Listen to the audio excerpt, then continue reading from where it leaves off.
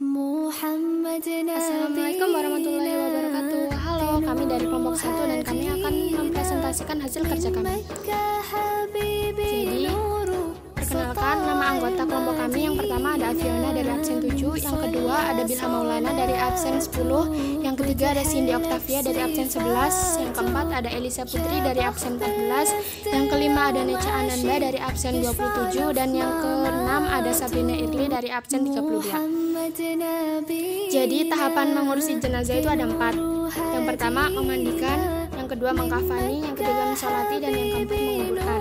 Nah, yang akan kita bahas adalah yang memandikan. Lalu kita bahas yang pertama itu ada keutamaan. Yang kedua ada syarat dan peralatan yang harus dipersiapkan. Yang ketiga ada orang yang berhak memandikannya. Yang keempat ada cara memandikan jenazahnya. Yang kelima ada adab memandikan. Dan yang keenam ada doa memandikan jenazah. Yang pertama kita bahas keutamaannya dulu ya. Nah, keutamaannya ini membahas tentang manfaat memandikan jenazah. Keutamaannya, barang siapa memandikan mayit lalu menyembunyikan aib-aibnya, Allah akan mengampuninya dengan 40 kali ampunan. Nah, ini berdasarkan hadis ya teman-teman. Lalu ada hikmahnya juga nih. Nah, yang pertama hikmahnya itu ada membuat kita selalu ingat kepada kematian. Yang kedua sebagai bahan untuk muhasabah diri. Yang ketiga ada mempererat persaudaraan dan silaturahmi. Lalu kita bahas yang kedua ya, yaitu syarat dan peralatan yang harus dipersiapkan sebelum memandikan jenazah. Bab ini membahas tentang hal yang harus dipenuhi sebelum memandikan jenazah. Jenazah yang wajib dimandikan adalah yang pertama seorang muslim atau muslimah, yang kedua ada tubuhnya, yang ketiga kematian bukan karena mati syahid, yang keempat bukan bayi yang meninggal karena keguguran. Dan jenazah yang boleh tidak dimandikan yaitu yang pertama mereka yang meninggal dalam mati syahid, yang kedua ada bayi yang meninggal karena keguguran. Lalu kita bahas tentang syarat jenazah dan orang yang memandikan jenazahnya ya. Yang pertama syarat wajib jenazah, yaitu sesuatu yang wajib dipenuhi sebelum memandikan jenazah, yaitu yang pertama jenazah itu orang Islam, apapun alirannya, mazhab, ras, suku, dan profesinya, tidak pandang bulu ya teman. Yang kedua didapati tubuhnya walau sedikit. Nah, terus kita bahas tentang syarat wajib orang yang memandikannya. Yang pertama beragama Islam, yang kedua berakal, yang ketiga sudah balik, yang keempat berniat memandikan jenazah, yang kelima mengetahui hukum dan cara memandikan jenazah, dan yang keenam terpercaya, amanah, dan mampu menutupi aib dari jenazah. Lalu kita bahas peralatan yang harus dipersiapkan. Yang pertama tempat untuk memandikan jenazahnya. Nah, ini harus tertutup ya teman-teman agar tidak terlihat oleh orang yang bukan mahramnya. Nah, yang kedua air putih secukupnya. Yang ketiga sabun, air, kapur, barus, dan wangi-wangian. Hal ini digunakan supaya mayatnya itu wangi dan menghindari dari fitnah bahwa misalnya kalau mayatnya itu kayak bau gitu-gitu, itu dihindari ya teman. Dan yang keempat ada sarung tangan untuk memandikan. Yang kelima potongan atau gulungan kain kecil-kecil. Dan yang keenam kain basahan, handuk, dan lain-lain. Lalu kita bahas tentang orang yang berhak memandikan jenazah, yaitu membahas tentang orang-orang yang boleh memandikan jenazah. Orang yang berhak memandikan jenazah anak-anak adalah perempuan atau laki-laki dewasa atau siapa saja karena anak itu dianggap belum balik. Nah, terus yang kedua jenazah istri.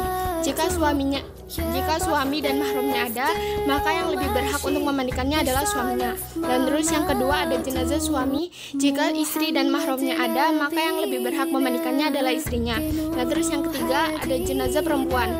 Hendaknya perempuan pula yang memandikannya. Laki-laki tidak boleh kecuali suami atau mahramnya. Yang keempat ada jenazah laki-laki. Hendaknya yang memandikannya adalah laki-laki pula. Perempuan tidak boleh kecuali istri atau mahramnya. Lalu kita bahas tentang cara memandikannya, yaitu membahas tentang tata cara memandikan jenazah secara benar. Nah, ini kita mengambil dari berbagai sumber ya teman-teman. Yang pertama itu ada dari buku sama yang dari website. Nah, kita merangkum tentang dua-duanya nih. Nah, yang pertama yang dari buku itu yang pertama tempat tertutup agar yang melihat hanya orang-orang yang memandikan dan mengurusnya saja.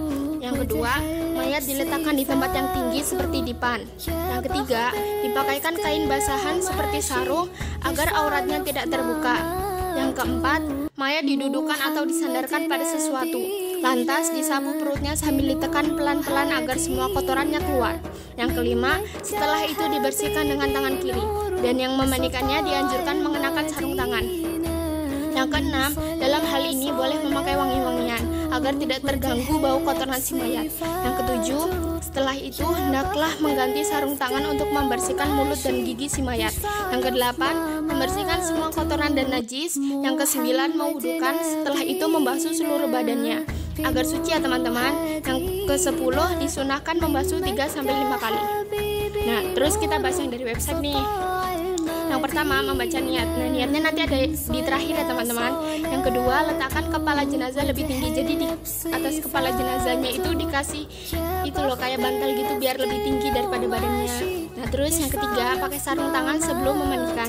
Yang keempat, ambil kain penutup dari jenazah dan ganti dengan kain basah agar auratnya tidak terlihat. Yang kelima, bersihkan gigi, lubang hidung, lubang telinga, celah ketiak, celak jari tangan, serta rambut agar semuanya suci ya teman-teman.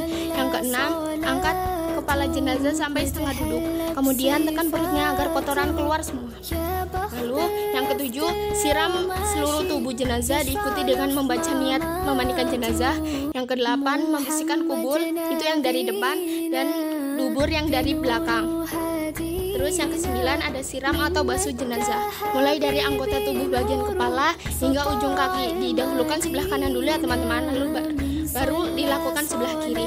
Lalu yang ke-10, basuh dengan menuangkan air bersih ke tubuh dan gosok perlahan menggunakan handuk halus. Lalu yang ke-11, siram dengan air kapur barus agar wangi ya teman-teman. Yang ke-12, jenazah diwudukan seperti sebelum sholat tanpa memasukkan air ke hidung atau mulut. Jadi jenazah itu harus suci ya teman-teman. Terus yang ke-13, menyela jenggot dan mencuci rambut jenazah dengan air daun bidara atau sampo. Kalau tidak ada air daun bidara bisa nih kita pakai sampo. Nah, terus yang ke-14, basuh sekujur tubuh dan keringkan. Lalu kita akan membahas tentang adab ketika memandikan jenazah. Ini membahas tentang perilaku yang harus kita perhatikan ketika memandikan jenazah.